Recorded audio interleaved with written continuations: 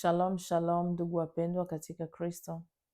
Namshukuru Mwenyezi Mungu tena kwa kunipatia nafasi hii kuweza kulitangaza neno lake kwa watu wote, ili tuweze tena kujijenga kupitia neno lake, kwa maana hatupaswi kuishi tu kwa mkate, bali kwa kila neno litokalo katika kinywa cha Mungu. Ni neno la Mungu ndio linatufanya kuishi.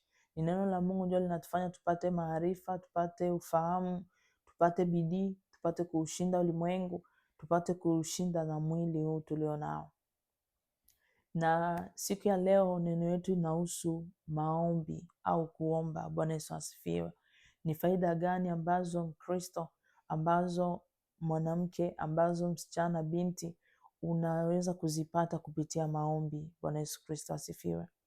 Tutasoma hapa kitabu cha Mathayo sura ya 26 na mstari wake wa 40 hadi 41, ili tupate kuona ni faida gani ambazo tunaweza tukazipata tunapokuwa watu wa maombi.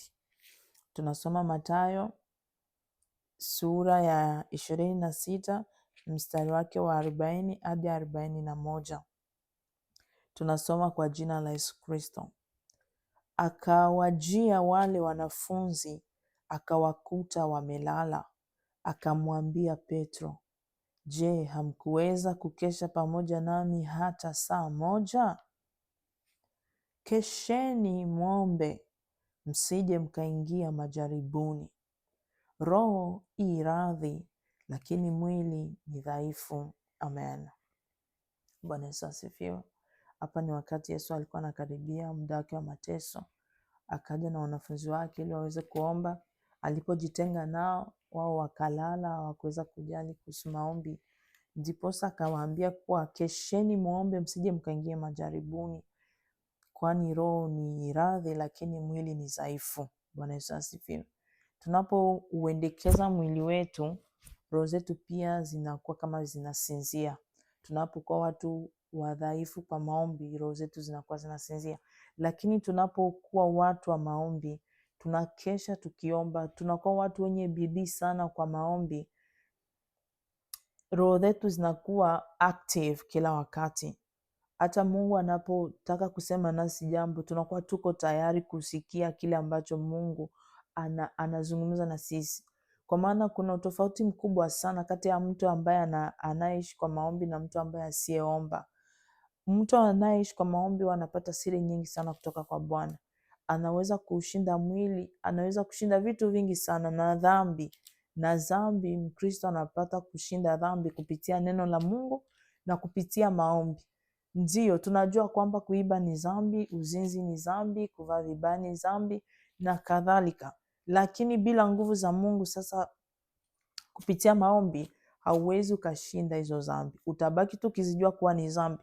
Lakini usipokwenda kwa Mungu kumwambia Mungu, nisaidie, niweze kubadilika, niweze kushinda hii dhambi, hauwezi ukaweza kushinda dhambi bila nguvu za Mungu. Na tunapata nguvu za Mungu kupitia maombi. Kwa hivyo ni muhimu sana kama mwanamke, kama Mkristo, ujifunze maisha ya kuomba.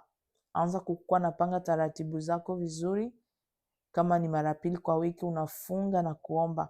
Kama ni kila siku asubuhi, mchana na jioni, huo unakuwa na wakati wa kuomba, kwa maana ni muhimu sana. Utapata kushinda dhambi kupitia maombi. Utamshinda shetani kupitia maombi. Utashinda tamaa ya mwili kupitia maombi. Utashinda shauri zote za adui kupitia maombi. Hauna nyingine silaha. Mimi sina nyingine silaha isipokuwa maombi tu. Bwana Yesu asifiwe. Kwa maana anatuambia tukeshe tukiomba, tusije tukaingia majaribuni. Ushindi wetu wa kushinda majaribu ni katika kuomba, tena kwa bidii. Kwa maana imeandikwa, kuomba kwa mwenye haki inafaa zaidi akiomba kwa bidii. Bwana Yesu Kristo asifiwe. Tuwe watu wa maombi, tuwe watu wa kufunga, tuwe watu wa kukesha, kwa maana hiyo inatusaidia sana kushinda dhambi. Kuna mtu ambaye unalemewa na dhambi fulani, imesha kung'ang'ania kabisa, lakini wewe hauitaki hiyo dhambi.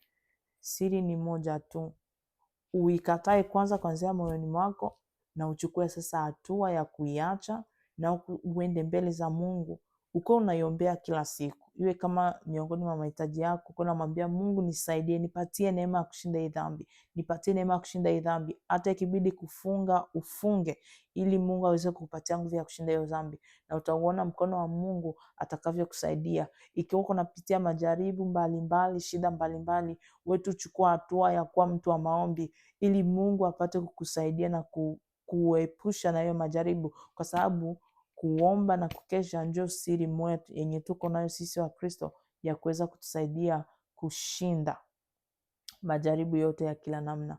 Ikiwa ni hali ya dhambi, ni maombi ndio itakusaidia kuweza kushinda hiyo hali ya dhambi. Ikiwa ni majaribu mengine tu katika safari ya kwenda mbinguni, ni maombi ambayo yatakusaidia kushinda dhambi. Lakini pia na kusoma Biblia ni muhimu sana.